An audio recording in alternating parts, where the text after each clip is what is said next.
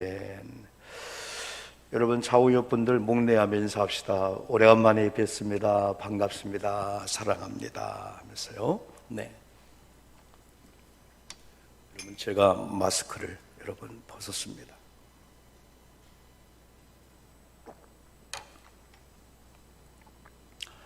앞에는 이렇게 가림막도 한번 이렇게 만들었습니다.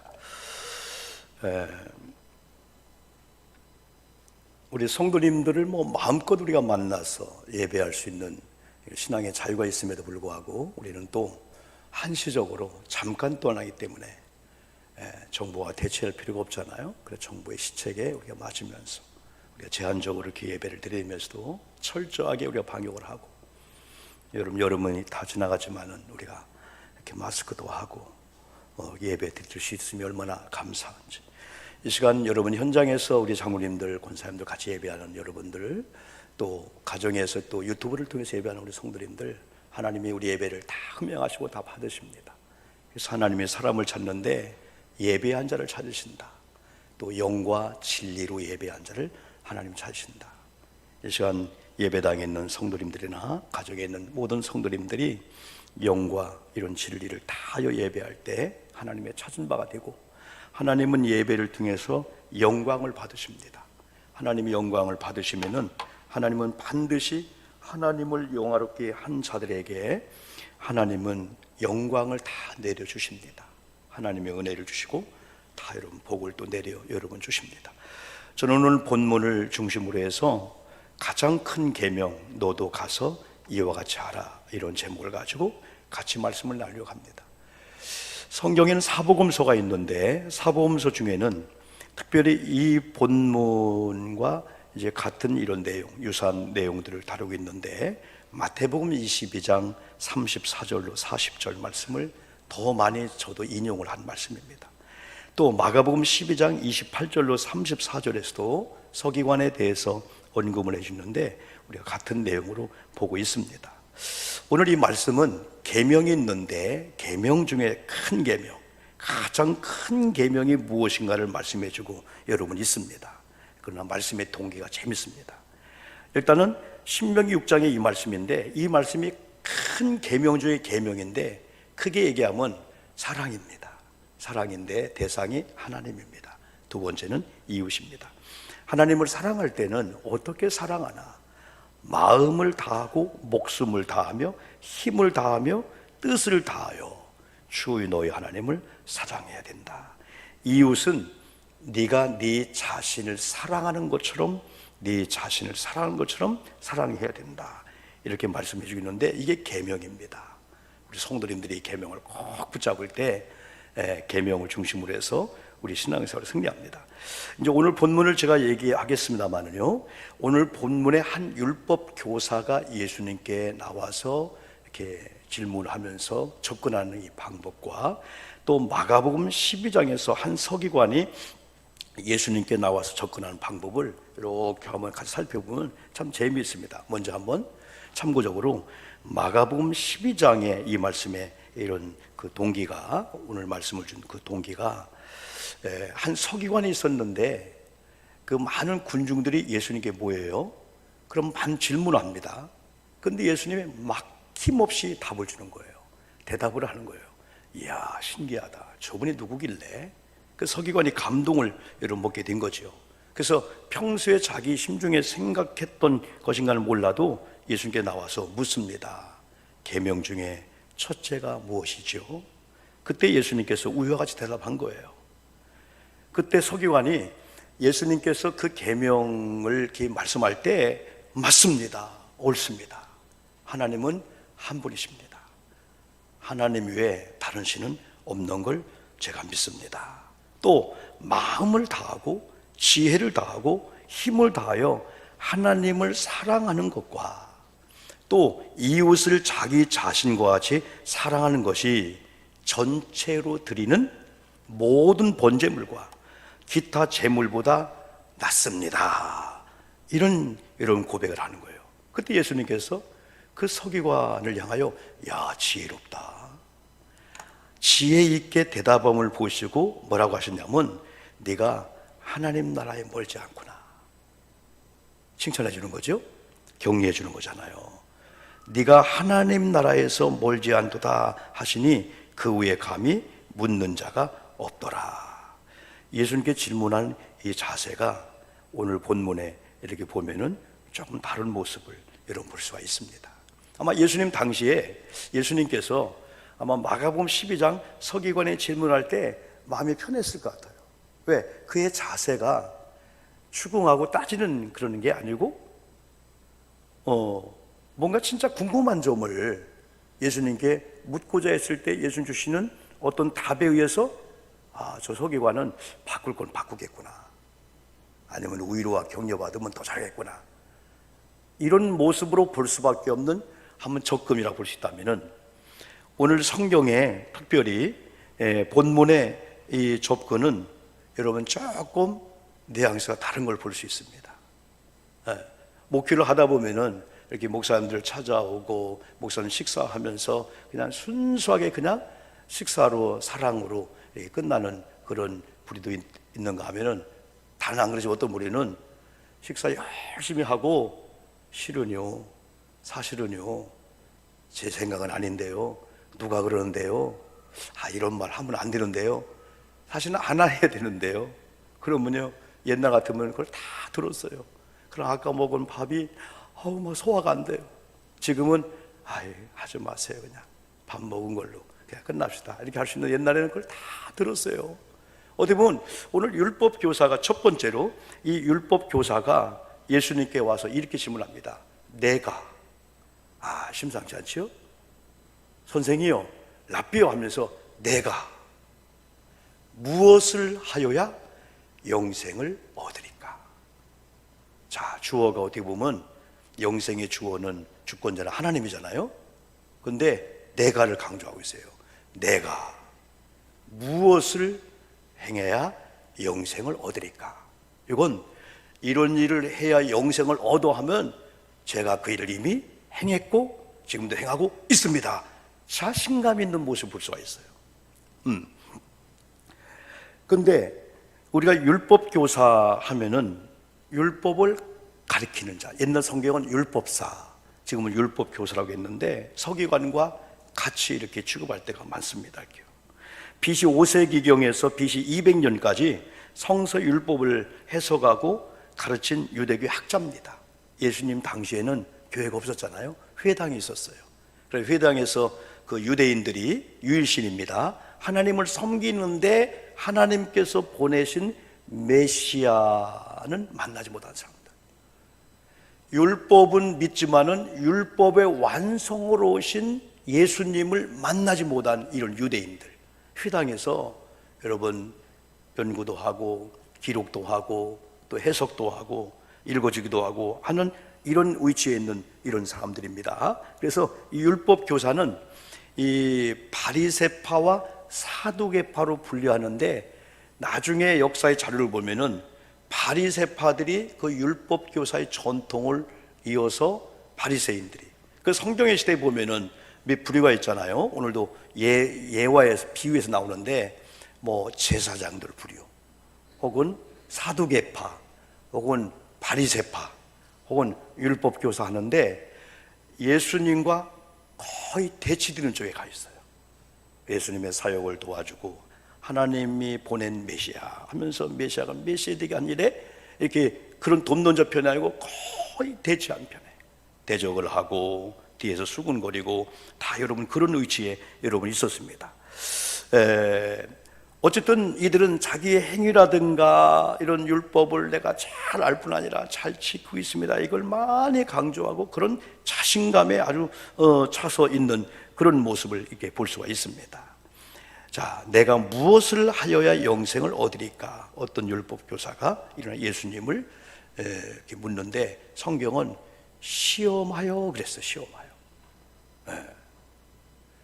예수님을 시험하고자라고 하는 그런 마음으로 접근하게 된 거예요.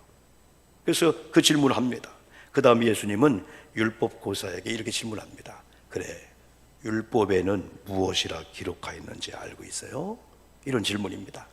그때 예수님의 질문이 떨어지자마자 신명기 6장 5절을 인용해서 아까 이게 복음입니다. 이거 그러니까 좋은 말씀이에요.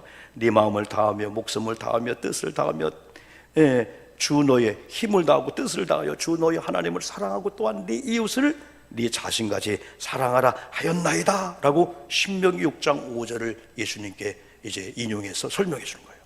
그때 예수님께서 누가복음 10장 28절에서 네 대답이 옳도다 인정해 줬어요. 네 대답이 옳도다. 이를 행하라. 그러면 살리라. 아는 것만으로는 안 된다 이거죠. 하나님의 사랑을 실천해야 된다. 그런데 율법사가 예수님의 이 말씀을 듣고 그 사람이 예수님께 뭐라고 또 질문하냐면 그러면 내 이웃이 누굽니까? 또 나부터 출발합니다. 그러면 내 이웃이 누굽니까? 내가 무엇을 하여야 영생을 얻으리까? 그것도 착각했죠?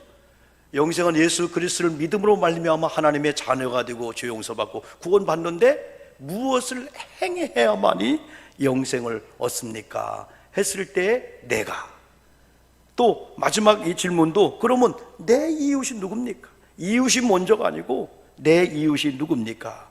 이때 예수님께서 비유를 들어서 말씀을 준 거예요.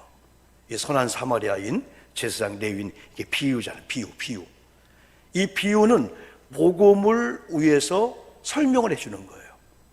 본질을 위해서 비유를 통해서 그 본질이 더 본질되게. 그래서 율법 교사나 오늘 성도님들은 이렇게 성경 이걸 통해서 주님이 하시고자 하는 그 메시지를 본질로 붙잡고 비유를 할 때 비유를 통해서 그 본질을 더 본질되게 해야 되는데 어떤 경우는 본질을 싹 잘라놓고 비유에만 붙잡히는 경우가 많아요. 이단들이 비유를 해야 자기들이 존재하니까 비유는 자기가 풀고 마음대로 할 수 있다 하니까. 초기 목회 때는 저도요 요 설교하면은 영국도 선곡도 많이 했잖아요. 초기 설교 때는요 저도 이 본문을 요 비유 부분만 딱 잡아가지고 제가 설교했었어요. 누가복음 10장 37로 35절을 통해서.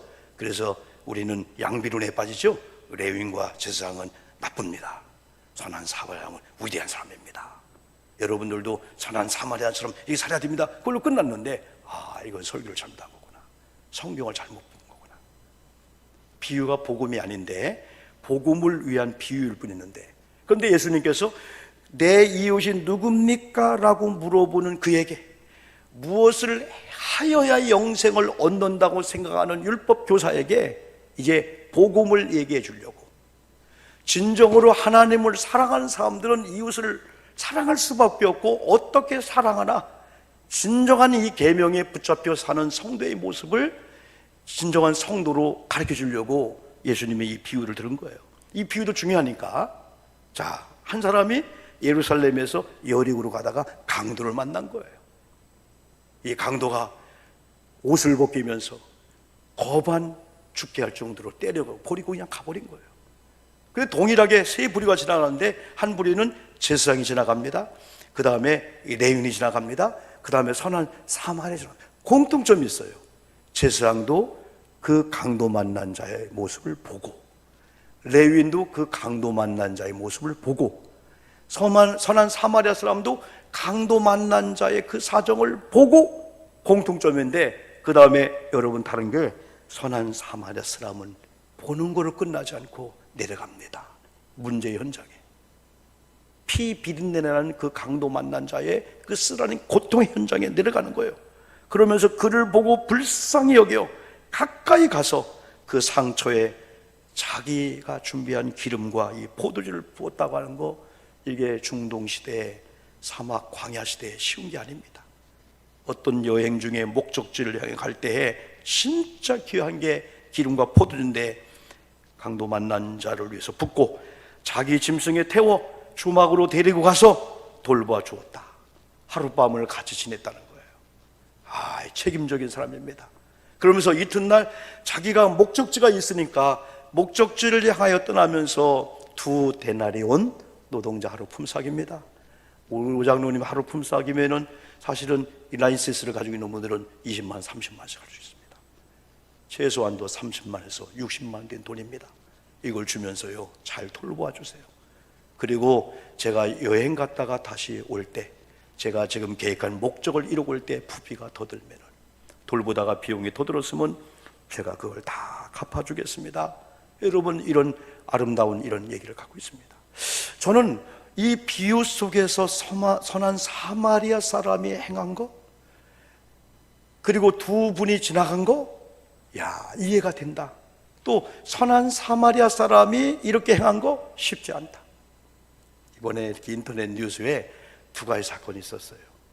그 한 사건은 뭐냐면은 이렇게 술병 차가 싹 사거리에 쏠리면서 그게 우르르 막 떨어졌는데, 고등학생, 여고생 9명이 가서 막 그걸 다 교통정리하고 하면서, 또 하나는 과일을 실은 차가 가다가 또 과일 떨어져가지고 주변 사람이 다 차 스톱시키고 다 하고, 표창을 받고 장학금을 받고. 이게 쉬운 게 아닙니다. 우리가 길거리 지나가다가 위급한 일을 당했을 때, 그냥 지나가는 게 도와주는 거다. 괜히. 그래도 우리나라가 지금 많이 좋아졌죠? 거의 가서 도와주고 이런 일을 많이 하고 있어요. 이 쉽지 않은 일이다, 이게. 그런데 여러분, 내 이웃이 누굽니까? 라고 하는 이런 질문에 누가복음 10장 36절 37절은 다시 비유 전에 주님이 하고자 하는 메시지 쪽으로 온 겁니다. 그러면은 네 생각에는 이 세 사람 중 누가 강도 만난 자의 이웃이 되겠느냐? 예수님은 강도 만난 자를 부각하면서 강도 만난 자로부터 출발케 하는 겁니다.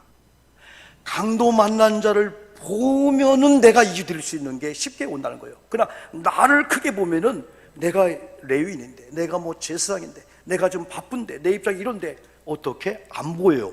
보는 걸로 끝나는 거예요. 그런데 누가 강도 만난 자의 이웃이냐라고 하는 것은, 누가라고 하는 이 강조 속에서 네가 이웃이 돼야 되고, 불쌍한 사람을 보고 지나가면은 다른 사람이 도와줄 수 있겠지라고 하는 그것이 아닐 수 있다는 거예요. 당신이 도와주지 않은 걸로 죽을 수 있다는 거예요. 당신이 도와줄 수 있는 그 상황을 그냥 지나가는 걸로 끝날 수 있다는 거예요. 지난번에 홍수, 막 태풍 가운데 많은 어려움을 당할 때 우리를 감동 주었던 한 사건이 있었잖아요. 건축을 공부했던 사람이 우산을 쓰고 비가 많이 오니까 자기 동네에 그 다리에 나가본 거예요. 이해가 이상한 거예요. 막 시뻘건 물이 막 그냥 다리 아래 위로 막 침범하는데, 근데 차 한 대가 오는데 우산을 쓰고 그걸 막 엑셀 그리면서 오지 말라고 막 사인했는데, 다행히 그 차가 그걸 보고 딱 섰는데 30초 만에 가운데 다리가 뚝 끊어진 거예요.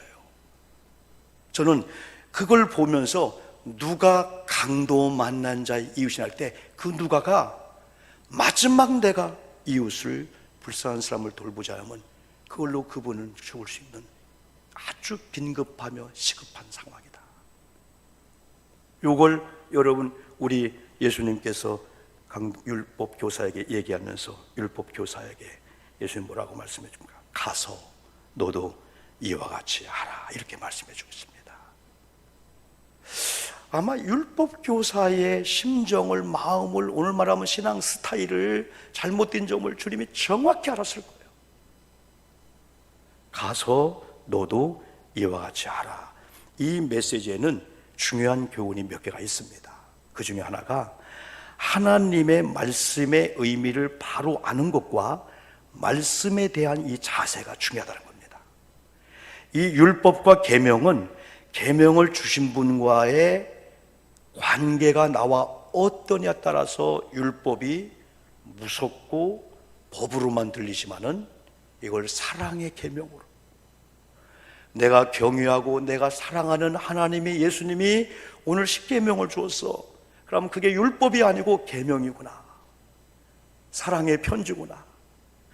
언약을 주시는 하나님께서 나 같은 자를 예수 믿게 해서 언약의 백성을 삼아서 아무에게나 말씀을 주는 게 아니고, 이게 징계의 말씀이든 책망의 말씀이든 예언의 말씀이든 축복의 말씀이든 언약의 하나님이 언약의 관계 속에 들어온 언약의 백성 너에게만 주는 거야 라고 했을 때, 이야, 이 성경 말씀의 설교가 메시지가 들려오면서 오늘 이 말씀은 2000년 전에 그냥 이야기가 아니고 오늘 2020년을 살고 있는 내게 주신 하나님의 사랑의 메시지고 사랑의 하나님의 이 편지다 라고 했을 때 자세가 달라지죠.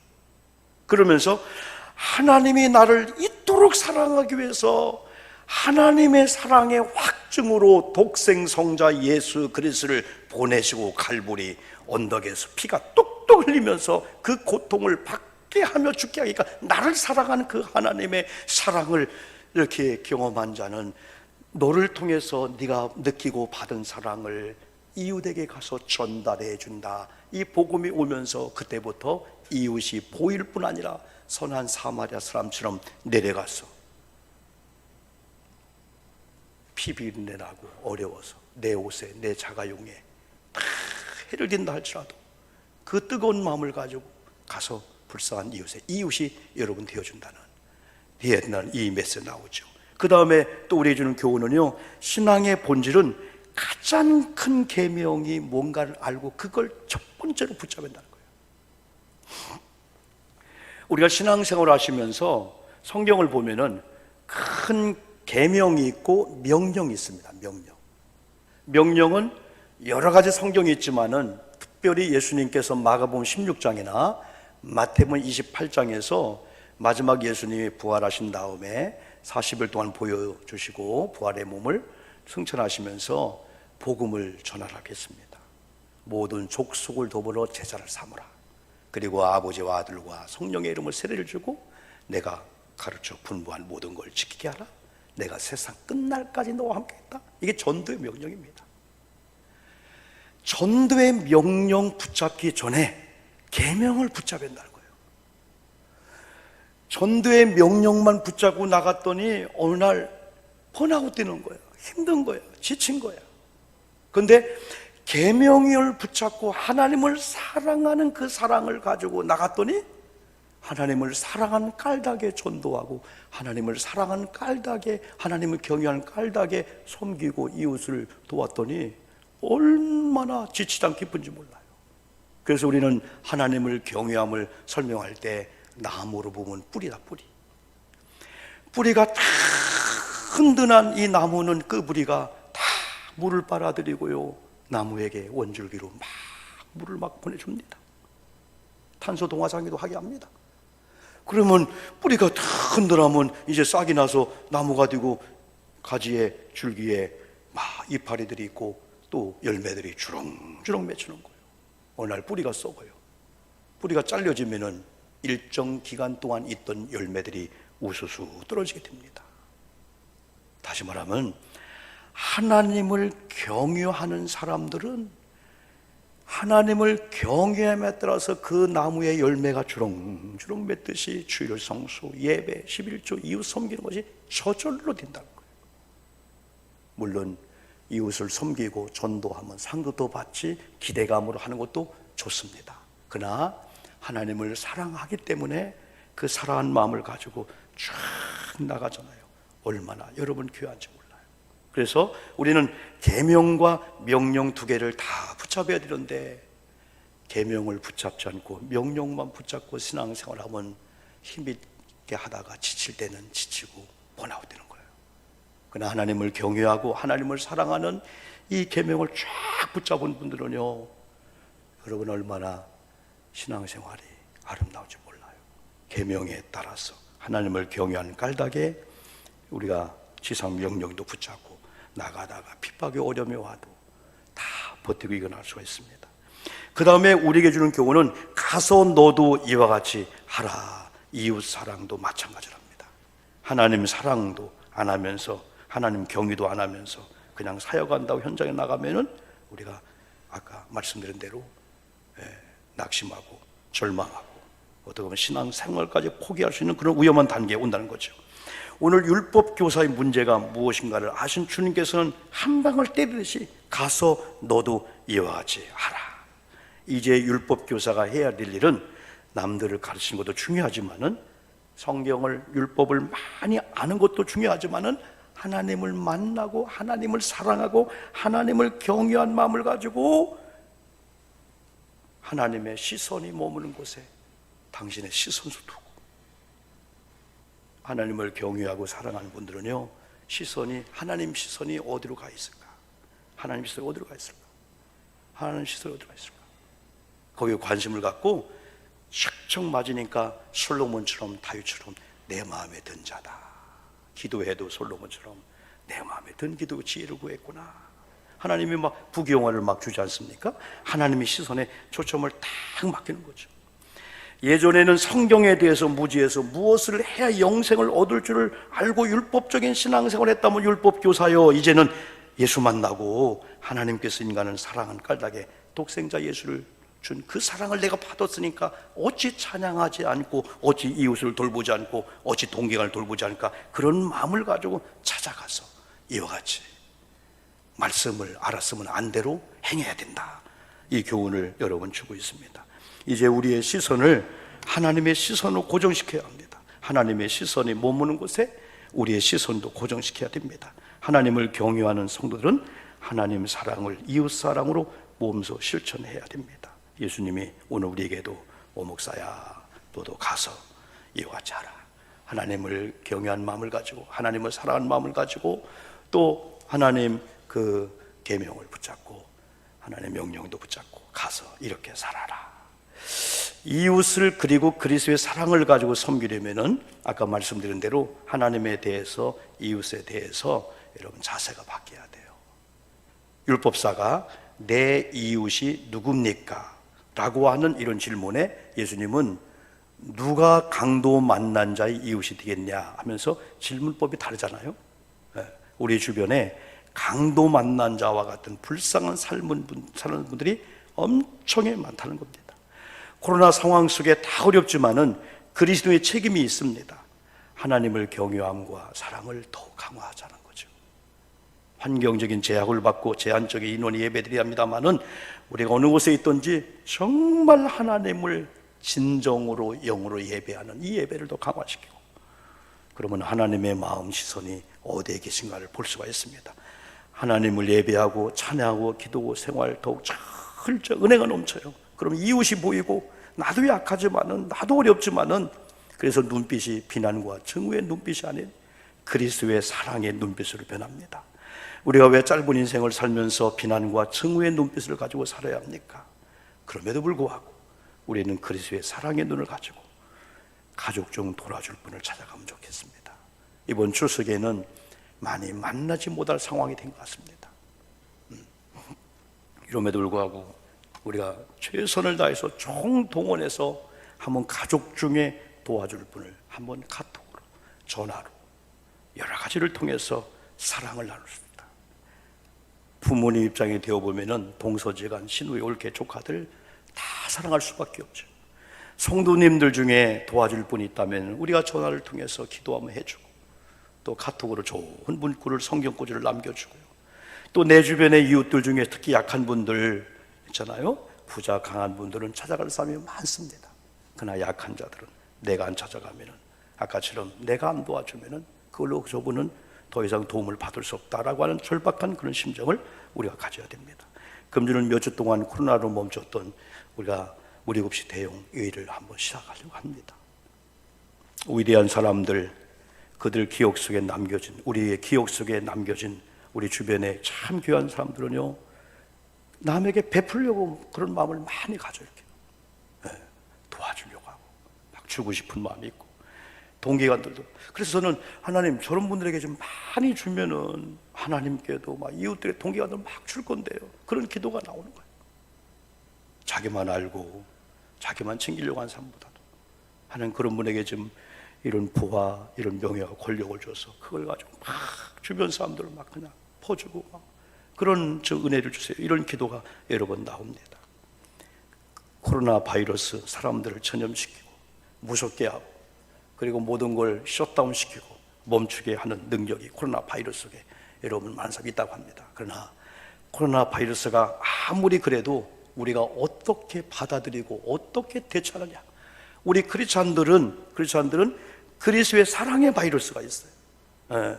이렇게 그리스도의 사랑의 이 바이러스 하나가 가정에, 교회에, 어느 공동체에 탁 터지면은 코로나 바이러스는 사람들의 비말 이런 걸 통해서, 공기를 통해 사람을 괴롭히지만은 이 그리스도의 사랑의 헌신과 희생의 바이러스가 딱 전염되면요, 물질적으로 위축하고 있다가도요, 딱 사람이 어느 날 기가 살잖아요, 영으로요. 야, 이게 중요한 것 같아요. 말 한마디가. 이런 관계 속에서 얼마나 귀한지 몰라요. 그리스도의 이 사랑의 바이러스, 행복 공동체를 만들 수가 있습니다. 물질이라든가 눈에 보여지는 섬김 전에 마음으로, 믿음으로 진짜 격려해 주고요 하는 이 그리스도인들의 사랑의 바이러스가 물질로 어떤 걸로 많이 도울 수 없다 할지라도 큰 일을 이룰 수가 있습니다. 저는 마지막으로 제가 이런 설교를 준비하면서 제 마음에 또 그분에 대한 이야기가 많이 나와서 이런 가지 공유하고, 꼭 그분처럼 살 수는 없습니다. 일본 사람 얘기하면 많은 사람들이 무조건 그냥 안 좋게 보지만은 일본 사람들 중에서 참 존경을 받는 사람 여럿 있지만 그 중에 한 2명만 얘기했어요. 간조라는 사람을 얘기합니다. 우찌무라 간조, 우찌무라 간조. 그리고 도요히코, 한국에 잘 알려졌습니다. 이 도요히코라는 이 목사님이 빈민 목회를 하는데 진짜 그리스도의 사랑을 가지고 찾아오는 빈민들을 진짜 보여주고 옷을 입혀주고 먹을 걸 주고, 그래 많은 사람이 가식적이고 생색내고 어디 그냥 자기 인기 얻으려고 하는 행위로 보지 않고 리얼, 진정한 크리스찬이다. 저 목사님이 빈민 목회하면서 불쌍한 사람을 도와주고 돕는 많은 것들은 진실한 그리스도 사랑이다. 주변의 사람이 극찬할적으로 인정을 여러분 받게 되는 거예요.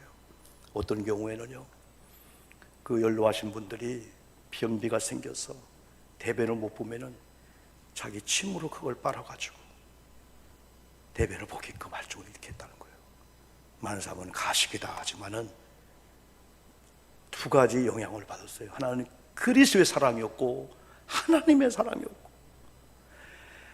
나같이 폐병에 걸려 죽을 수밖에 없고 신학교 가서 왕따 되어서 목사도 포기하고 신학도 포기하고 완전히 절망 직전에 있는 나 같은 자도 하나님이 사랑해서 어느 날 마지막 생을 포기하려고 하는 그때에 길거리 지나가다가 조그만 개척교회가 보이는데 들어가고 싶었던 거예요.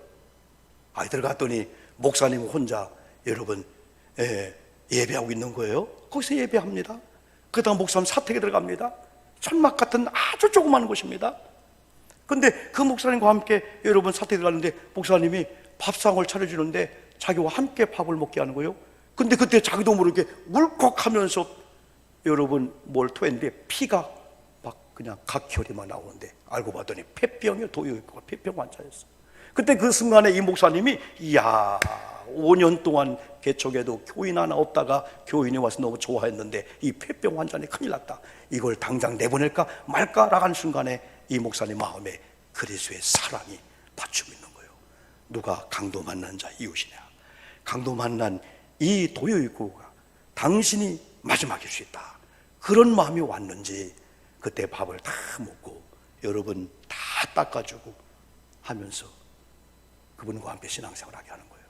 나중에 신학교로 보내서 목사님을 만들었어요. 도요히코를. 그분이 누구냐? 나가노 목사님이었어요. 이 도요히코라는 목사님이 빈민 목회하면서 그렇게 헌신적으로 그리스도의 사랑을 나누며 목회할 수밖에 없었던 것은 첫째는 하나님 사랑이었고, 두 번째는 그 하나님의 사랑을 받은 나가노 목사님을 통해서 본 게 있다는 거예요. 배운 게 있다는 거예요. 나 같은 자를, 이런 폐병 환자를 신학교에서 왕따시키고 목회자 포기할 정도, 그러다가 이제 어느 날 이분을 만났는데 나 같은 폐병 환자를, 나 같은 무능 환자를 받아주고 나를 다시 신학교 옷을 입히고 오늘 목회자를 만들어. 그런 하나님의 사랑과 나가노 목사님의 그 영향 때문에 그는 어디 가도 별 모함과 어려움을 당해도요, 그는 복합치는 감격을 가지면서 그리스도의 사랑, 나 같은 자를 그리스도의 사랑 때문에 함께한 나가노 목사님의 그 영향 때문이라도 자기는 빈민 목회하면서 어려운 사람을 목회하면서요, 진짜 마음에 인상 쓰지 않고 어렵다가 내색하지 않고 그리스도의 삶을 산 일본 사람 중에 성자 중에 성자 하면은 도요이쿠를 얘기하는데, 저는 도요이쿠보다도 5년 동안 한 명 전도 못했지만은 한 명을 전도했던 나가노 목사님이 오게 됐다. 한 명의 행복 바이러스가, 그리스도의 사랑이 떨어지니까 도요이쿠를 통해서는 상상도 못하는 그러한 전도와 그런 좋은 역사가 일본에 있다는 거죠. 일본에 나타나고 여러분이 있다는 거죠. 오늘 우리는 마가복음 12장 또 누가복음 10장 이 두 분모를 통해서 가장 큰 계명, 너도 가서 이와 같이 하라 라고 하는 주님의 이 말씀 가운데 저는 궁금한 게 율법 교사였습니다. 이 사람이 어떻게 했을까? 근데 성경에 만약에 율법 교사가 바꾼 다음에 진짜 선한 사마리안 사람처럼, 다시 말하면 신앙의 본질을 붙잡고 그건 하나님 사랑하는 걸로 끝나지 않고 그 사랑함을 가지고 실천하면서 이웃을 섬기면서 많은 안 믿는 넌 크리스찬들이 보여지는 행동을 통해서 보이지 않는 하나님을 발견케 하는 삶을 살았다면은 성경에 이곳은 그렇죠? 율법 교사가 이랬다 나왔을 건데 성경에 율법 교사가 안 나와. 그걸 보면은 대개가 다, 그죠? 다 뒤돌아간 것처럼, 에이 예수님 나는 그렇게 못 살아요, 그걸로 마치 안 했을까? 그러나 성경은 오늘 하나님은 2000년 전으로 돌아갔던 우리를 2020년 오늘 9월 20일 12시가 되어가는 이 현장에 우리에게 관심이 있습니다. 주님의 시선이. 목사 율법 교사 뭐라 하지 마, 그 비유 속에 레위인 뭐라 하지 마, 제사장 뭐라 하지 마, 선한 사마리아 사람 너무 추앙하지 마. 오늘 내가 율법 교사 쪽으로 갈 거냐, 아니면 계명을 붙잡고 명령에 의존해서 정말 하나님이 기뻐하는 이러한 신앙생활을 하면서 안 믿는 동기간들이, 안 믿는 주변의 많은 분들이 내가 하나님을 볼 수 없었지만은 당신의 그 사랑을 내가 받고, 당신의 그 사과 하나, 당신의 그 선물 봉다리 하나, 당신의 주는 콩나물국 400원, 4,000원짜리 그 하나를 먹고 나는 그리스도의 사랑을 나는 봤어요. 나는 그리스도가 살아계심을 나는 발견했어요. 이번에 동서, 올케, 시누이 이런 관계 속에서 사실 말할 수 없는 어려움이 있었는데 가족과 만남을 내가 회피했는데 사실 이런 사랑을 받고 나니 보니까 하나님을 믿는 올케가 동기간이 멋있다. 그 하나님 나도 믿을 수 없을까? 이게 필요한 시대 속에서 많은 사람은 많이 없기 때문에, 많은 시간이 없기 때문에, 많은 물질이 없기 때문에, 환경이 안 되기 때문에, 그러나 위대한 사람은 작은 씨 하나입니다.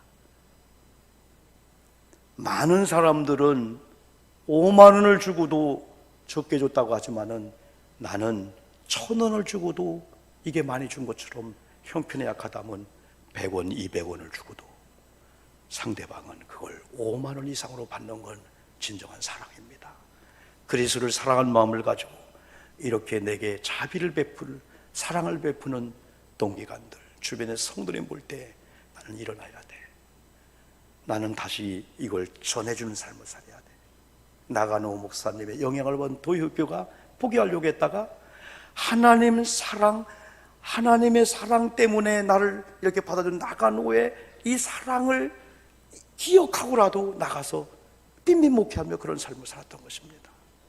오늘 여러분 매우 중요한 이때에 우리의 시선을 하나님께 고정시키면서 불쌍한 이웃들이 보여질 뿐 아니라 여러분 정말 우리 때문에 예수 만나게 하고 삶 만나게 하는 이런 좋은 삶을 사는 데 있어서 꼭 쓰임받는 우리 현장에 있는 우리 장로님, 우리 권사님들, 또 우리 가정에서 예배하는 우리 성도님들, 또 어린아이까지 다 되시면서 한 주간 그런 기도하면서 하나님이 저분을 내게 눈에 하나님의 시선이 저 불쌍한 사람이다 하면은 도와주고 찾아가고 만나고 힘을 주고 용기를 줘서 삶 만나게 하는 이런 한 주간 되기를 주님의 이름으로 축복합니다. 아멘.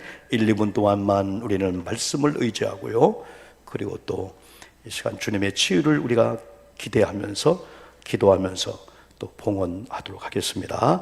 하나님 아버지 감사합니다. 오늘도 말씀의 현장에 서 있게 함을 감사합니다. 말씀을 주심을 감사합니다. 말씀은 살아있고 활력이 있어서 말씀이 없을 때 말씀이 일단 들어오면은 우리 영혼, 관절, 골수를 찔러 쪼개며 생각나게 하고 수술도 하고 기적 같은 운동력 있는 말씀의 역사가 있습니다.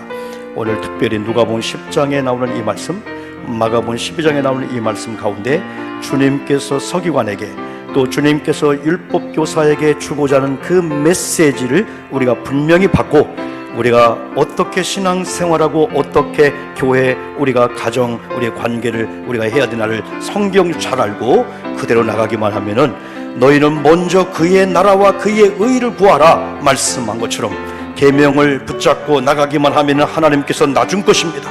물질의 문제도 건강의 문제도 안 됐던 문제, 하나님 막혔던 문제들도 풀어주는 건 하나님의 마음만 먹으면 됩니다. 하나님 오늘 이 말씀을 붙잡고 우리가 하나님의 계명대로 말씀대로 불쌍한 이웃 사람들의 이웃이 되어주는 우리가 되게 도와주시옵소서. 오늘 몸이 불편한 자들, 여러고 답답한 자들, 말 못하지만은 물질 때문에 압박감을 느끼는 분들 걱정하지 않습니다. 하나님은 살아계십니다. 하나님이 함께합니다. 하나님의 시험에 합격하기만 하면은 하나님은 반드시 오늘의 고통과 이 아픔을 간증하게 합니다. 오늘의 아픔이, 이 고통이, 이 모든 어려움들이 찬양하며 예배하며 계명을 붙잡고 말씀대로 사는 그런 가운데 간증거리가 되게 도와주시옵소서. 이 시간 주님의 이름으로 기도합니다.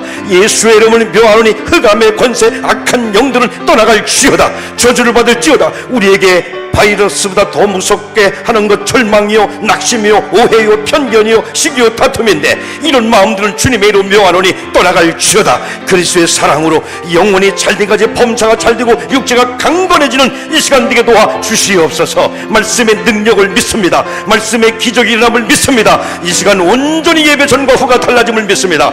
말씀 전과 말씀을 받은 이후가 달라질 줄 믿습니다. 영혼이 잘된같이 범사가 잘되고 육체가 강건해지는 이 은총과 이런 기적을 경험하도록 인도해 주시옵소서. 이 시간 우리 몸도 시간도 마음도 드리는 봉헌을 하려고 합니다. 가정에서도 교회에서도 우리가 정성껏 봉헌하여 아버지께 영광을 돌리도록 아버지 인도해 주시옵소서. 예수님 이름으로 간절히 기도 올리옵나이다. 아멘.